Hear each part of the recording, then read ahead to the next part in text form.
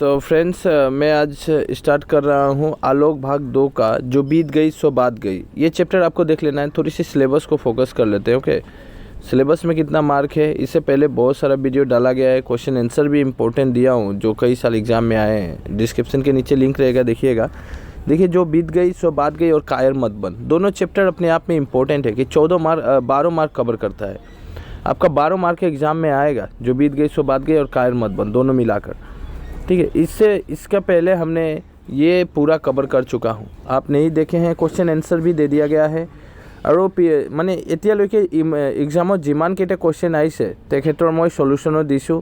এইটো আপোনালোকে চাব পাৰে। নিউ কি ঈদ, ছোটা যাদুকৰ, ভোলাৰাম কি জু, সড়ক কি বাত, কালি মই এইটো কভাৰ কৰিলোঁ।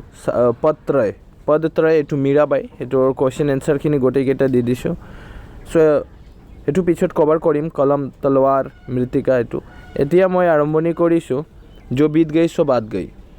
ইম্পৰ্টেণ্ট চেপ্টাৰবিলাকে কভাৰ কৰি আছোঁ আৰু তাৰ ভিতৰত ইম্পৰ্টেণ্ট কুৱেশ্যন এনচাৰ যিবিলাক আহিছে আৰু এক্সামত আহিব, এবাৰো আহিব, সেইটোৱে দি আছোঁ। सो बार बार मैं कहता हूँ कि जो एग्ज़ाम में आएगा मैं उसी को कवर करता हूँ।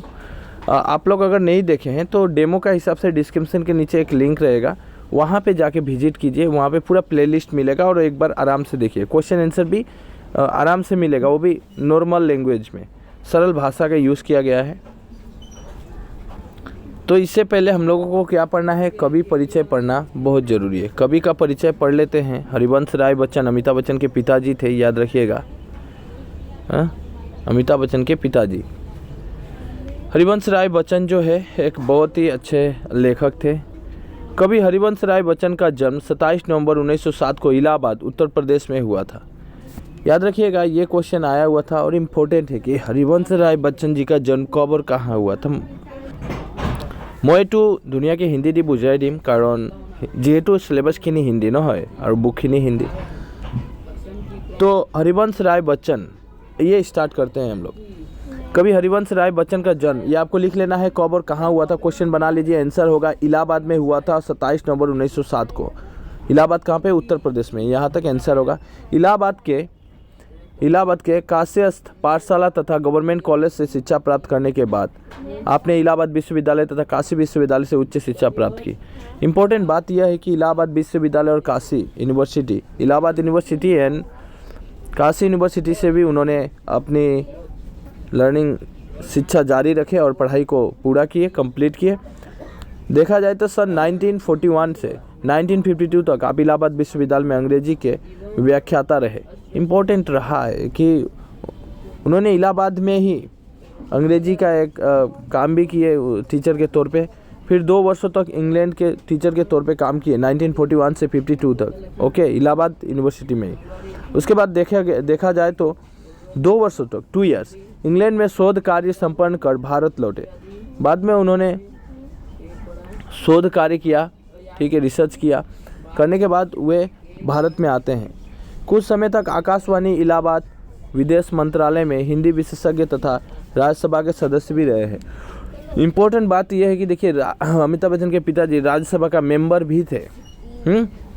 और हमारे आकाशवाणी जो एक प्रोग्राम चलता था रेडियो में, वहाँ भी काम किए।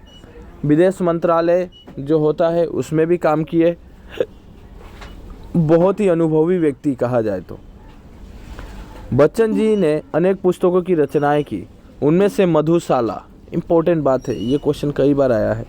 उन्होंने कई सारे रचना किए थे, रचना लिखे हैं, कई सारे पुस्तकें, कई सारे बुक लिखे हैं।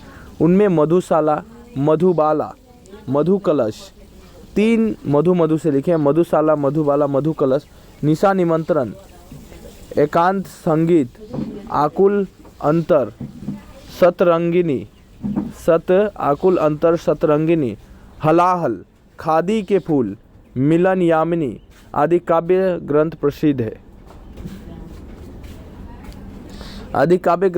है। इसके अतिरिक्त डायरी, आलोचना, निबंध आदि भी आप लिखते हैं। ये देखिए काव्य ग्रंथ है। ये मधुशाला, मधुबाला, मधुकलश, निशा निमंत्रण इनका बहुत ही फेमस रहा था, तो ये हम बोलूँगा काव्य है ये। इसके अतिरिक्त उन्होंने डायरी भी लिखे थे। डायरी आप लोग भी लिखते हैं, कहीं जाते हैं तो। निबंध भी आप लोग लिखते हैं, किसी गाय, बैल, भैंस या स्कूल बाढ़ की समस्या जो भी है। आप स्वर्गवास सन 2003 में हुआ, उनका स्वर्गवास हुआ, उनकी मृत्यु 2003 में हुई थी। ठीक है। अब जो बीत गई ये एक कविता है। ये क्या है? एक कविता है। इसकी थोड़ी सी समरी, सारांशो, मूल भाव एटू ऑल ऑफ जानी लोग। जो बीत गई कविता हरिवंश राय बच्चन द्वारा रचित बड़ी ही रोचक और शिक्षाप्रद है। बहुत ही इंटरेस्टिंग है और हमें कुछ सीखने को मिलेगा। जिस प्रकार अपने टूटे हुए तारों पर अंबर शोक नहीं मनाता, अथवा अपने प्रिय फूलों के सूखने अथवा मुरझा जाने पर मधुवन कभी शोर नहीं मचाता। यहाँ पे कहने की कोशिश ये किया जाता है, आप आसमान में टूटते हुए तारा देखते हैं, क्या जब तारा टूटकर नीचे गिरता है तो क्या हमारा बादल आसमान क्या रोता है, शोक मनाता है, चिल्लाता है? नहीं। आपने प्रिय फूलों के, आप देखते हैं कि कोई पेड़ में फूल लगा हुआ है, राइट? फूल लगा हुआ है। क्या होता है कि अभी फूल लगा है और थोड़ी देर बाद आज फूल लगा, सूर्य जो सन है उसकी किरण पड़ी और वो सूख गया। क्या ये जो पेड़ है, ये जो वृक्ष है, ये गोछ गोछनी टू कांदीबो न की ना कांदे अरु, वो कभी भी शोक मनाता है? नहीं। जो प्रिय फूलों के सूखने पर अथवा मुरझाने पर मधुवन मतलब गार्डन कभी शोर नहीं मचाता, जंगल वही आनंद। उसी प्रकार मनुष्य को अपने बीते हुए दुख को भुलाकर वर्तमान की चिंता करनी चाहिए। यहाँ पे एक शिक्षा देते हैं राइटर, एक हमें सीखने को मिलता है, मोरल ऑफ द पोएम। यहाँ पे कहा गया है कि उसी प्रकार जिस प्रकार नेचर अपना कुछ भी शोक नहीं मनाता, अपने बीते हुए कल को, कल क्या हुआ भूल गया, उससे हमें भी अपने दुखों को, अपने पास्ट को भूल जाना चाहिए और वर्तमान में, प्रेजेंट में जीना चाहिए।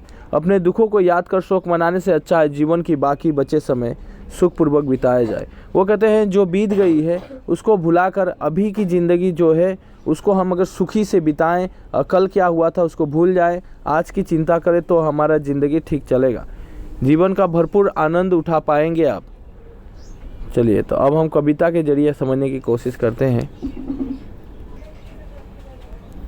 शुरू करते हैं। जो बीत गई सो बात गई, जीवन में एक सितारा था। कभी यहाँ पे कहते हैं देखिए जो बीत गई वो बात चली गई, उसको भूल जाइए। मैं मान लेता हूँ आपकी ज़िंदगी में कोई ऐसा पल था जो बहुत ही प्यारा था, माना वो बहुत प्यारा था। हो सकता है आपकी ज़िंदगी में कुछ समय किसी के साथ ऐसा गुजरा हो जो बहुत ही सुखमय और आनंद भरा था, जिसको आप भूल नहीं सकते, बार बार याद आता है वो पल। वो पल, वो समय बार बार याद आ रहा है, लेकिन वो तो बीत चुका है, उसको याद करके कोई फ़ायदा नहीं। कभी यही कहते हैं जो बीत गई सो बात गई, जीवन में एक सितारा था, मानो वो बहुत प्यारा था। मैं मान लिया कि वो बहुत ही लाजवाब, बहुत ही सुंदर, सुखमय दिन था आपके लिए, बहुत ही सुकून का दिन था। कोई एक दिन ऐसा बीता होगा, हर इंसान की ज़िंदगी में ऐसा दिन आता है और बीतता भी है। अभी नीचे कहते हैं मान लिया मैंने वो दिन था तेरा, लेकिन वो डूब गया तो डूब गया, वो दिन आया और चला गया। कुछ समय के लिए सुख था मान लीजिए और चला गया, तो डूब गया तो डूब गया। अंबर के आनंद को देखो। यहाँ पे राइटर इतना दूर 4 लाइन हमें डिस्क्राइब करके समझाते हैं, लोगों को समझाते हैं। फिर अभी हमें कुछ एग्जाम्पल देखते हैं। कहें वो डूब गया तो डूब गया, उसको भूल जाओ, जो चली गई बीत गई सो बात गई, इसलिए कहा गया है, उसको भूल जाइए। अंबर के आनंद को देखो। अंबर यानी हमारा आसमान, हमारी बादल को देखो, कितने इसके तारे टूटे। ये बादल में कितने तारे हर रोज़ टूटा करते हैं, कितने इसके प्यारे छूटे। ये तारा बादल को कितना प्यारा लगता है। आप भी जब बादल में तारे को देखते हैं तो कितना सुंदर खूबसूरत बादल दिखाई देता है। तो आपको जब इतना अच्छा लग रहा है, बादल को खुद को कितना अच्छा लगता होगा ये तारा। तो वो कहते हैं देखो ये तारे को देखो, इसके कितने प्यारे टूटे। ये कितने सारे तारे टूट टूट कर ज़मीन पर इधर उधर बिखर जाते हैं। आसमान से तारे जो छूट गए फिर कहाँ मिले। वो जो तारा है वो अगर टूट के गिर गया, वो क्या मिल सकेगा उस आसमान को, उस बादल को? नहीं ना। इसलिए आपकी ज़िंदगी में भी कुछ पल आया था, कोई था, वो चला गया, उसके बारे में आप सोचकर कोई फ़ायदा नहीं। पर बोलो टूटे तारों पर, टूटे तारों को देखो। अब अंबर शोक मनाता है। फिर यह अपने आप में एक प्रश्न करते हैं राइटर हरिवंश राय बच्चन, क्या आपने जो तारा टूटा, क्या अंबर यानी बादल या आसमान, मैं कह सकता हूँ आकाश, बादल नहीं बोलूँगा मैं, अंबर को आसमान आकाश बोल सकता हूँ, कि क्या वो आकाश अंबर क्या कभी शोक मनाया है, कभी रोया है, कभी चिल्लाया है? या ऐसा हुआ है कि कई दिनों तक वो अपना काम करना बंद कर दे? नहीं, ऐसा नहीं हुआ। जो बीत गई सो बात गई। लास्ट में कहते हैं वो बीत गया है, उस बात को हटा ही देना बेहतर है। जीवन में वो था एक कुसुम, कुसुम मतलब फूल। मैं मान लिया कि आपकी ज़िंदगी में कोई एक फूल की तरह था जिसे आप बहुत मानते थे, रिस्पेक्ट देते थे। हो सकता है कुछ समय की स्थिति हो, या कोई ऐसा समय हो, या कोई जीवन साथी हो, कुछ भी हो सकता है। जीवन में वो था एक कुसुम, एक फूल की तरह था। चलिए मैं मान लेता हूँ उसको कुछ समय के लिए। वो भी कहते हैं कुसुम थे, उस पर नित्य न्यौछावर तुम। मैं मान देता हूँ कि अपने आप को पूरा कुर्बान करके रखा था तुम, पूरा न्यौछावर करके रखा था। जिस तरह मीराबाई कृष्ण प्रेम दीवानी अपने आप को पूरा न्यौछावर करके रखी थी कृष्ण के प्रेम में। हो सकता है आपका भी ऐसा हो भी सकता है। तो कभी कहते हैं है, मान लेता हूँ है, वो था कोई, वो सूख गया तो सूख गया तो, लेकिन वो जब चला ही गया, वो सुख था आपकी ज़िंदगी में, वो है ही नहीं, वो चला ही गया। तो उसके सोच कर अपने को दुखी करके अभी का समय भी खराब करना, वो सबसे मूर्खता है, वो आप गलती कर रहे हैं। मधुवन की छातुई को देखो। अब फिर से आपको एक एग्जांपल देते हैं बी मोटिवेट करने के लिए कि देखिए मधुवन यानी आप गार्डन देखते हैं, वन देखते हैं, जंगल देखते हैं। छाती को देखो, वहाँ पे आप देखते हैं क्या देखते हैं, उस फील्ड में क्या देखने को मिलेगा? सूखी कितनी इसकी कलियाँ। आप देखे होंगे कितने फूल खिले और कितने फूल मुरझा गए। एक फूल सुबह खिलता है, बहुत खूबसूरत लगता है। पेड़ को भी देखने में, आप जब गाछ को देखिएगा तो बहुत ही खूबसूरत नज़र आएगा सुबह जब फूल खिला रहता है। उसके बाद जब सूर्य उठता है, सूर्योदय होता है, उसके बाद शाम होती है, तो वो सब फूल मुरझा जाता है और अपने आप सूख कर गिर जाता है।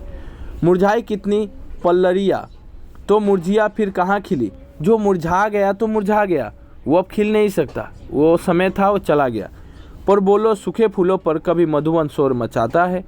यहाँ पे फिर से प्रश्न करते हैं राइटर कि आप ये बता सकते हैं कि जो फूल एक पेड़ में खिला था, बहुत ही खूबसूरत लग रहा था, वो मुरझाया और नीचे गिर गया, नीचे ये फूल गिर गया। क्या इस फूल को देखकर ये पेड़ कभी रोता है? नहीं, ऐसा कभी नहीं देखा हम लोगों ने। जो बीत गई सो बात गई। फिर से कहते हैं जो बीत गया है वो बात को छोड़ देना ही बेहतर है।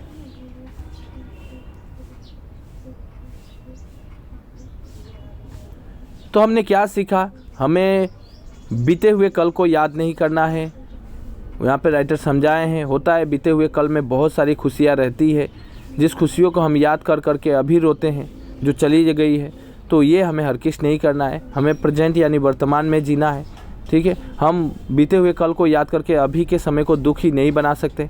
अभी के समय कम से कम दो चैन सुख से जी ले। By the way I hope इतना ही था। नेक्स्ट हम क्वेश्चन आंसर कवर करेंगे। जिस तरह हरिवंश राय बच्चन का जन्म मतलब कितना सन में हुआ था, तो हम लोगों ने पढ़ा 1907 में हुआ था। आप देख सकते हैं 1907 में, तो ये पहला आंसर होगा, ठीक है। उसके बाद आंसर दूंगा मैं, इसमें जो भी क्वेश्चन बैंक में है या प्री फाइनल का जो भी आया है मैं दे दूंगा। नेक्स्ट वीडियो में आपको क्वेश्चन आंसर ही मिलेगा। फर्स्ट वीडियो मेरा ऐसा ही रहता है, पहला वीडियो आपको मैं एक डिस्क्राइब करके समझाता हूँ एक स्कूल में जिस तरह पढ़ाया जाता है, फिर नेक्स्ट वीडियो में हम पूरा क्वेश्चन आंसर कवर करते हैं।